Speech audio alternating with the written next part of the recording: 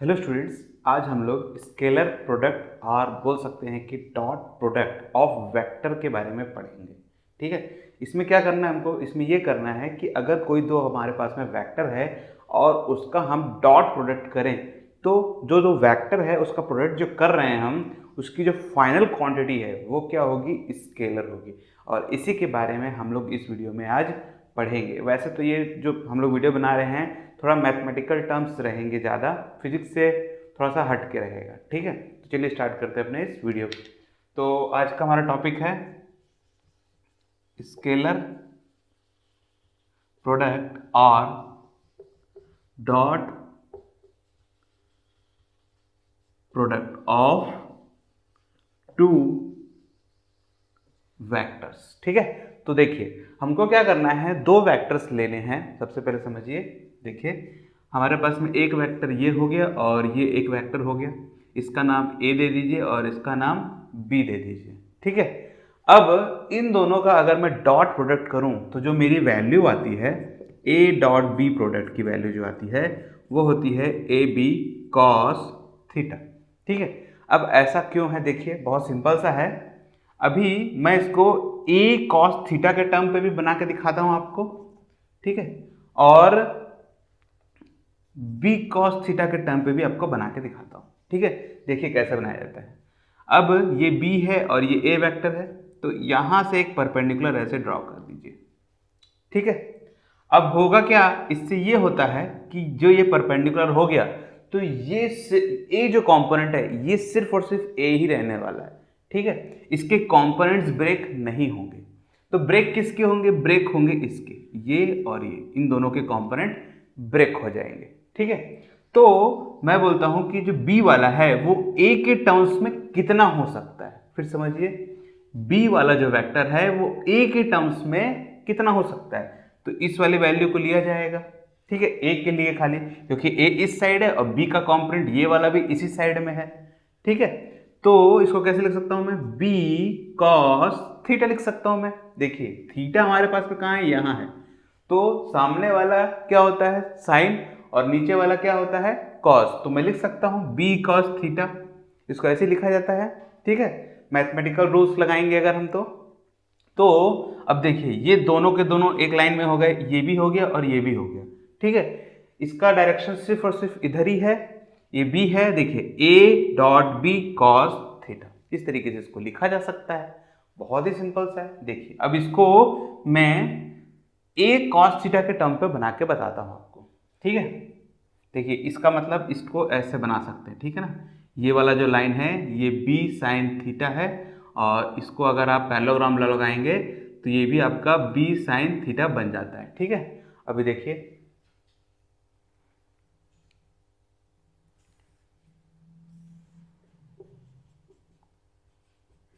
ठीक है, अभी ये जो बी है और ये ए है। ठीक है, अब मैं यहां एक परपेंडिकुलर ड्रॉ करना चाहता हूं। देखिए तो इसको एक्सटेंड कर दीजिएगा, ये परपेंडिकुलर ड्रॉ हो गया, मतलब सिर्फ और सिर्फ बी वेक्टर है। अभी देखिए दिख तो रहा है तिरछा पर है नहीं अभी। ठीक है, तो किसके कंपोनेंट ब्रेक होंगे, ए के कंपोनेंट ब्रेक होंगे। तो ए के कंपोनेंट कैसे ब्रेक होंगे, एक इसके साथ में पैरेलल और एक ऐसा, ये दोनों के बीच में 90 डिग्री बनना चाहिए। ठीक है, इस टाइप से। ठीक है, देखिए अब ये ए है और ए को इसके टर्म पे मैं लेके आना चाहता हूं, तो इसका ये वाला जो टर्म है इसके साथ में लेके आइए, इसके साथ तो क्या आएगा, ए कॉस थीटा। थीटा ये है तो अभी ये ए परपेंडिकुलर है, मतलब ए साइन थीटा ये बनेगा और ए कॉस थीटा ये बनेगा। ठीक है, अगर इसको मैं पैरेललोग्राम लॉ के हिसाब से लेके आऊं तो देखिए इस टाइप से बनता है। ठीक है, देखिए बहुत सिंपल है, ये इधर जा रहा है ये भी इधर गया। ठीक है, और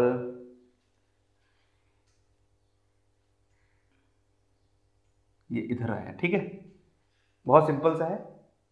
तो इस तरीके से इसको बनाना है आपको। फिर समझिए ए कॉस थीटा कैसे लिया गया है, हमको परपेंडिकुलर ड्रॉ करना है। जब परपेंडिकुलर ड्रॉ हो जाएगा तो ये इस टाइप से बनेगा। अभी देखिए इसको मैं और थोड़ा सिंपल करता हूँ। मान लीजिए कि ये बी है, ठीक है, और ये ए है, इस टाइप से इसको बस मैंने ऐसा टिल्ट कर दिया तो ये पूरा का पूरा वाई एक्सिस पे दिख रहा होगा आपको अब।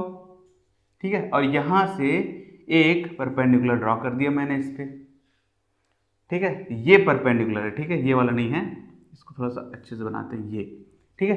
तो अब इसका कॉम्पोनेंट कैसे होगा, ये और इधर जाएगा, देखिए, तो इसको आप ऐसा ले लीजिए और ये चला गया ऐसा, देख रहे हैं, थोड़ा सा बना अजीब टाइप का दिख रहा होगा आपको। तो ये वाला जो कॉम्पोनेंट है, ये आपका कॉम्पोनेंट क्या होगा, देखिए ये ए वेक्टर है, ये बी है, इसको इस टर्म पे लेना है, ये परपेंडिकुलर है, तो ये आएगा ए कॉस थीटा, ठीक है, और ये वाला टर्म आएगा ए साइन थीटा, ठीक है, ये वाला टर्म क्या आएगा, ए साइन थीटा। देखिए ये परपेंडिकुलर है, ये वेक्टर है आपके दोनों, ये थीटा है, थीटा के कारण थीटा के सामने वाला हमेशा साइन होता है, तो ये साइन बन जाएगा, ये साइन है तो ये भी साइन रहेगा, ये ए कॉस थीटा है तो ये भी ए कॉस थीटा रहेगा। ये डायग्राम और ये डायग्राम दोनों के दोनों ही सेम डायग्राम है, ठीक है, बहुत ही सिंपल सा है, इसमें ज़्यादा कुछ तामझाम नहीं है, एकदम सिंपली आप समझिएगा इसको बस, कि हमको इसकी वैल्यूज को कैसे निकाला जाता है, ठीक है। तो देखिए, अगर दो वेक्टर हैं और दोनों वेक्टर के बीच में कुछ एंगल अगर है तो उसे ए बी कॉस थीटा के टर्म पे ही लिया जाता है, और इसकी जो फाइनल वैल्यू आती है, ये वैल्यू आपकी स्केलर वैल्यू निकलती है, ठीक है। अभी तो कुछ थीटा हो सकता है, अब हमारे पास में कुछ स्पेशल केसेस हैं।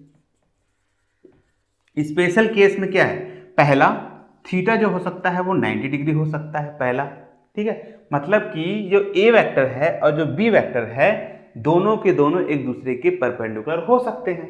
जैसे कि ये बी है तो बी को अगर आप ऐसे रख दें ए की सिधाई में, देखिए बी को आप ऐसा रख दें और ए वाला ऐसा रख दें, ठीक है, मतलब ये कंप्लीटली बी है, इसका कोई कंपोनेंट ब्रेक नहीं हुआ है, ये कंप्लीटली ए वेक्टर, इसका कोई कंपोनेंट ब्रेक नहीं हुआ है, और दोनों के बीच में जो एंगल बन रहा है वो 90 डिग्री बन रहा है।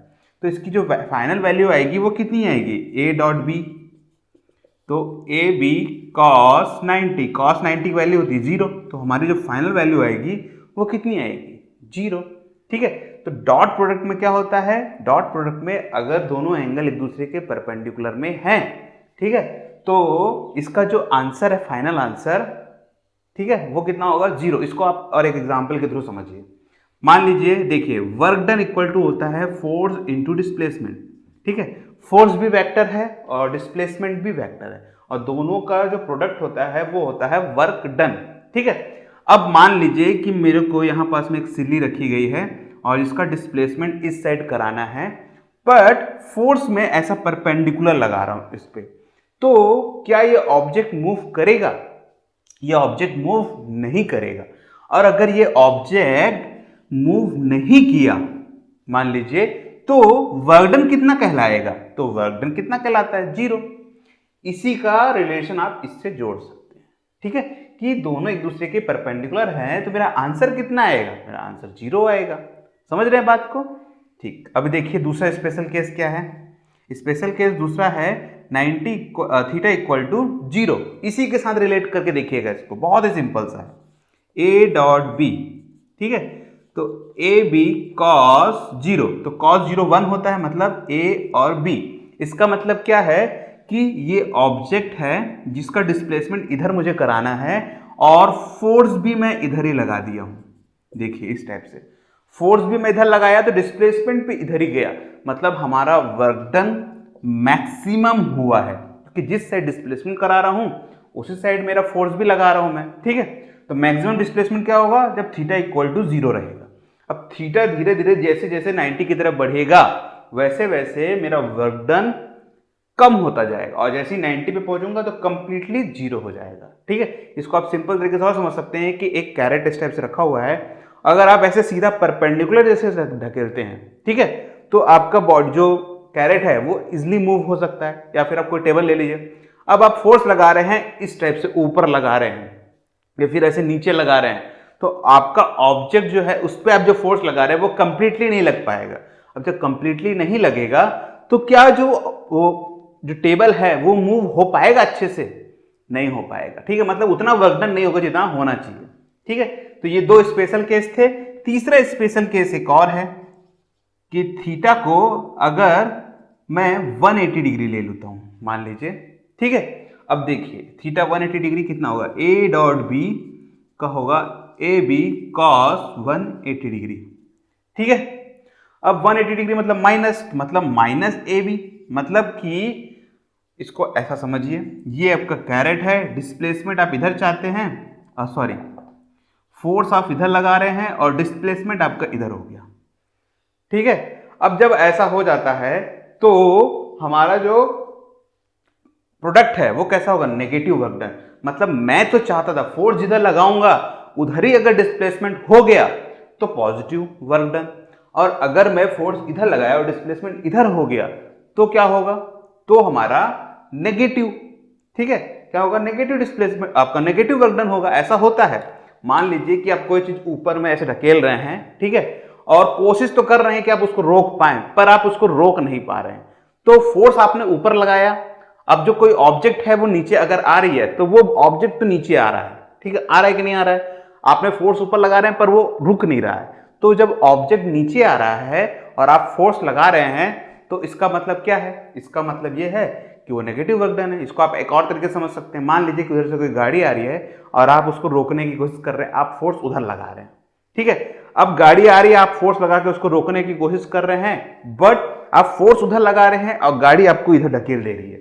तो वर्कडन किधर हुआ, वर्कडन इधर हो गया, फोर्स आपने उधर लगाया, क्या बोलेंगे इसको, नेगेटिव वर्कडन, ठीक है। तो इस तरीके से ये तीनों स्पेशल केस को समझा जाता है, ठीक है। और ये तो डायग्राम की बात थी। जनरली ऐसा होता है कि आपको न्यूमेरिकल में इस टाइप से क्वेश्चन पूछे जाते हैं, आपको कोई कंडीशन दी जाएगी और बोलेगा कि वर्कडन कैसा है, डॉट प्रोडक्ट के हिसाब से आपको इसको क्लियरली बताना पड़ता है, ठीक है।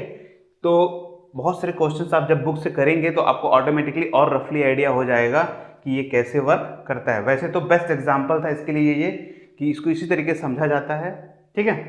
तो आई होप आपको भी क्लियर हो गया होगा। अब कुछ प्रॉपर्टीज हैं कि जो डॉट प्रोडक्ट है क्या वो कम्यूटेटिव लॉ को फॉलो करता है, क्या वो डिस्ट्रीब्यूटिव लॉ को फॉलो करता है, क्या वो रियल नंबर वाले को फॉलो करता है कि नहीं करता है, इन चीज़ों के बारे में हम लोग समझते हैं, ठीक है। तो सबसे पहला प्रॉपर्टी, तो पहला प्रॉपर्टी क्या है, कम्यूटेटिव लॉ। कम्यूटेटिव लॉ क्या बोलता है, देखिए कम्यूटेटिव लॉ को फॉलो करेगा कि नहीं करेगा, मतलब ए डॉट बी प्रोडक्ट क्या बी डॉट ए प्रोडक्ट होगा कि नहीं होगा, तो आंसर है कि होगा, ठीक है। बहुत ही सिंपल से, क्यों, क्योंकि देखिए ए डॉट बी क्या होता है, A B cos theta, B dot A क्या होगा, B dot A B cos theta होगा, तो दोनों के दोनों क्या आंसर आया, हमारा फाइनल आंसर जो आया स्केलर का वो क्या आया, सेम आया, तो इसका मतलब है कि ये कम्यूटेटिव लॉ को फॉलो करता है। दूसरा समझिए, डिस्ट्रीब्यूटिव लॉ। डिस्ट्रीब्यूटिव लॉ, ठीक है। अब डिस्ट्रीब्यूटिव लॉ में क्या होता है, डिस्ट्रीब्यूटिव लॉ में मान लीजिए कि b प्लस सी दो वेक्टर है सम, और इसका a प्रोडक्ट के साथ, a के साथ में प्रोडक्ट करा दिया जाए, ठीक है, तो हमारा जो फाइनल आंसर आएगा वो क्या आएगा, a dot B vector plus a vector dot C vector, और ये बहुत ही अच्छी तरीके से ये इसके साथ में मल्टीप्लाई हो जाता है और इसका जो आंसर है वो इसके साथ में मैच करेगा। मतलब जब मैं इसको रिवर्स ऑर्डर में लेके आऊं तो मेरे को यही चीज मिलना चाहिए, ठीक है। तो इस तरीके से ये डिस्ट्रीब्यूटिव लॉ को भी फॉलो बहुत ही अच्छी तरीके से करता है। तीसरा देखिए कि अगर मैं कोई रियल नंबर को इसके साथ में मल्टीप्लाई करूं, रियल नंबर मतलब कि A product dot two B product, तो इसका फाइनल आंसर जो होगा वो होगा two A vector B vector, मतलब कि ये बहुत ही अच्छी तरीके से रियल नंबर के प्रोडक्ट को भी बहुत अच्छे से फॉलो करता है, ठीक है। तो डॉट प्रोडक्ट तीनों को बहुत ही अच्छी तरीके से इस लॉ को फॉलो करता है। कौन सा, डॉट प्रोडक्ट, ठीक है, कम्यूटेटिव लॉ को भी फॉलो करता है, डिस्ट्रीब्यूटिव लॉ को भी फॉलो करता है बहुत अच्छी तरीके से, और रियल नंबर को भी बहुत अच्छी तरीके से फॉलो करता है, ठीक है। छोटा सा चीज है एकदम। अब देखिए फाइनली हमको क्या समझना है, अब हम इसका एंड करते हैं। इसके साथ में हमको क्या करना है कि दो हमारे पास में वेक्टर है और अगर मैं दोनों का प्रोडक्ट करूं, ठीक है, कार्टेशियन के फॉर्म में, मतलब ए जो है वो 3 डायमेंशन के फॉर्म में अगर मैं लूं, ठीक है, ए वेक्टर को 3 डायमेंशन मतलब ए एक्स ए वाई और ए जेड के फॉर्म में लूं और दोनों का मैं प्रोडक्ट कराता हूं अगर, तो मेरा जो फाइनल आंसर है वो कितना आएगा, ठीक है। तो प्रोडक्ट करते हैं सबसे पहले ए वेक्टर, ठीक है, तो ए का क्या होगा, A of X I B A of Y J plus A of Z K vector, ठीक है। अब बी वेक्टर ले लेते हैं, तो B of X I, B of Y J और बी ऑफ जेड के। अब दोनों का अगर मैं प्रोडक्ट कराता हूं तो मेरी जो फाइनल आंसर आएगा वो कितना आएगा उसको देखिए, ठीक है। तो इसको समझने से पहले आप एक छोटे से रूल को समझ लीजिए। क्या रूल है वो देखिए, आई वेक्टर डॉट आई वेक्टर, मतलब दोनों वेक्टर को अगर मैं आई वेक्टर को आई वेक्टर के साथ मल्टीप्लाई करूं तो आई भी इधर फॉलो हो रहा है और ये वाला आई भी इधर ही फॉलो, दोनों के बीच का एंगल कितना हुआ 0, मतलब मेरा आंसर जो आएगा वो मैक्सिमम 1 आएगा, ठीक है। इसी तरीके से जे के लिए समझिए, जे डॉट जे जो आंसर आएगा वो भी 1 और के डॉट के वेक्टर भी आएगा 1। इसके अलावा अगर कोई कॉम्बिनेशन भी बनता है तो हमारा आंसर आ जाएगा 0, जैसे आई डॉट जे। देखिए दोनों अलग अलग वेक्टर है और दोनों के बीच का, क्योंकि जे इधर जाएगा और आई इधर जाएगा, दोनों के दोनों 90 डिग्री फॉलो करते हैं एक दूसरे को और 90 डिग्री cos 90 0 होता है, तो इसलिए हमारा आंसर भी 0 आएगा, ठीक है। इस चीज का इस पे अप्लाई करना है इस रूल को। देखिए कैसे करते हैं आप, दोनों का प्रोडक्ट ए डॉट बी, तो A X of I, A Y of J और A Z of K dot B X of I, B Y of J और बी जेड ऑफ के, ठीक है। पहले ए एक्स को सभी के साथ मल्टीप्लाई कर दीजिए, फिर ए वाई को सभी के साथ मल्टीप्लाई कर दीजिए और ए जेड को फिर सभी के साथ मल्टीप्लाई कर दीजिए, मतलब डिस्ट्रीब्यूटिव लॉ लगाना है आपको, ठीक है। देखिए A X of I into this dot A X B X, ठीक है, आई डॉट आई, ठीक है। देखिए दूसरा A X B Y I dot J, ठीक है। फिर इसको तीसरा के साथ ए एक्स और B Z I dot K, इसमें से ये वाला टर्म 0 हो जाएगा, ये वाला टर्म भी 0 हो जाएगा, ठीक है। प्लस अब दूसरे के साथ ए वाई के साथ, तो ए वाई बी एक्स और ये आएगा जे डॉट आई वेक्टर, ठीक है, plus A Y B Y J dot J, इसमें से ये वाला टर्म 0 हो जाएगा। फिर A Y B Z J dot K, इसमें से ये वाला टर्म भी 0 हो जाएगा, ठीक है। इस रूल को आपको फॉलो करना है अच्छे से। प्लस लास्ट वाला ए जेड बी एक्स के डॉट आई, ठीक है, प्लस ये वाला टर्म 0 ए जेड बी वाई के डॉट जे, ये वाला टर्म भी 0 प्लस ए Z B Z K vector dot के वेक्टर, दोनों टर्म 0, ठीक है। ये टर्म 0 ये टर्म सब 0 0 हो जाएंगे, तो बचेगा कौन सा, ये वाला। तो आई डॉट आई कितना होता है 1, तो मतलब फाइनल आंसर कितना आएगा ए एक्स बी एक्स, इसमें फाइनल आंसर ये वाला है ए वाई बी वाई, ये वेक्टर 0 हो जाएगा, सॉरी 1 हो जाएगा, और फाइनल ये तो ए जेड बी जेड और ये वाला हो जाएगा 1। तो हमारा जो फाइनल आंसर आता है ए डॉट बी। तो अगर हमारे पास में कोई दो वेक्टर है, ठीक है, और दोनों का अगर हम प्रोडक्ट कराते हैं तो कार्टेशियन के फॉर्म में, तो हमारा जो फाइनल आंसर रहता है, मतलब ए वाला ए एक्स वाला बी एक्स से मल्टीप्लाई होगा डॉट में, ए वाई वाला बी वाई से और ए जेड वाला बी जेड से, और इसके अलावा बाकी जो कॉम्पोनेंट है वो एक दूसरे को कैंसिल आउट कर देंगे, ठीक है। So this is the final of a scalar product और dot product of two vectors, ठीक है। तो ये था हमारा डॉट प्रोडक्ट का पूरा कंप्लीट, ठीक है। तो अगले बार हम इस वीडियो को हम लोग अब यहीं क्लोज कर देंगे, ठीक है, एक एक करके सभी के ऊपर बनाएंगे, क्या एक साथ दोनों को नहीं पढ़ेंगे अपन, ठीक है, दोनों को मिसकंसेप्शन नहीं होना चाहिए। तो अभी ये डॉट प्रोडक्ट के बारे में आप इसका प्रैक्टिस करिए, इसके ऊपर क्वेश्चंस बनाइए। तो अगला जो वीडियो रहेगा वो रहेगा हमारा क्रॉस प्रोडक्ट के ऊपर, मतलब कि अगर दो प्रोडक्ट हमारे हैं और उसका हम क्रॉस में कनेक्शन करें अगर, ठीक है, तो हमारा जो फाइनल आंसर आता है वो कैसे आएगा। जैसे कि टॉर्क को आप समझ सकते हैं, ठीक है, टॉर्क मतलब कैसा कि आप फोर्स लगाते हैं, कैसा इस टाइप से ऐसे फोर्स लगाएंगे परपेंडिकुलर, और आपका जो बॉडी है वो सर्कुलर फॉर्म में घूमने लग जाएगा। और देखिए अगर ये बॉडी, इसको मैं फोर्स इधर लगा रहा हूं और सर्कुलर फॉर्म में ऐसे घूम रहा है, ठीक है, तो वो एक दूसरे के परपेंडिकुलर होता है, ठीक है। इसको आप थंब रूल से भी समझ सकते हैं इस टाइप से, ठीक है। तो हम लोग जब क्रॉस प्रोडक्ट पढ़ेंगे तो उसमें आपको मैं डिटेल में समझाऊंगा, ठीक है। तो डॉट प्रोडक्ट जो है वो आपको अब क्लियर हो गया होगा। डॉट प्रोडक्ट के काफी सारे एग्जांपल हैं। एक एग्जांपल आपको 12th में भी है कि flux is equal to B dot A होता है, ये आपका मैग्नेटिक फील्ड होता है और A is a area vector होता है आपका। ठीक है, इसके बारे में भी आप थोड़ा बहुत जानते होंगे मैग्नेटिक फील्ड, क्योंकि आप 10th से आए हैं तो 10th में भी मैग्नेट के बारे में काफ़ी कुछ है। ठीक है, एरिया वेक्टर होता है ये। तो ये भी आपको डॉट प्रोडक्ट को फॉलो करता है। एक इंस्टेंटेनियस पावर होता है, फोर्स डॉट वेलोसिटी के हिसाब से होता है। तो ऐसे काफ़ी सारे एग्जाम्पल है, अगर आप नेट में देखेंगे तो आपको दुनिया भर के एग्जाम्पल मिल जाएंगे। बुक में भी आप कोई भी रेफरेंस बुक में देखेंगे तो 10-15 तो आपको मिल ही जाएंगे आराम से। तो कमेंट सेक्शन में जरूर डालिएगा कि आपको कौन से डॉट प्रोडक्ट के जो रियल एप्लीकेशन है वो मिल रहे हैं, जिससे अदर स्टूडेंट्स को भी बेनिफिट हो पाए। ठीक है, तो इस वीडियो को अब यहीं क्लोज करेंगे। Thank you for joining this video. अगर कोई आपको डाउट आता है तो नीचे कमेंट सेक्शन में जरूर पूछिएगा। ठीक है, ओके, आपका दिन शुभ रहे।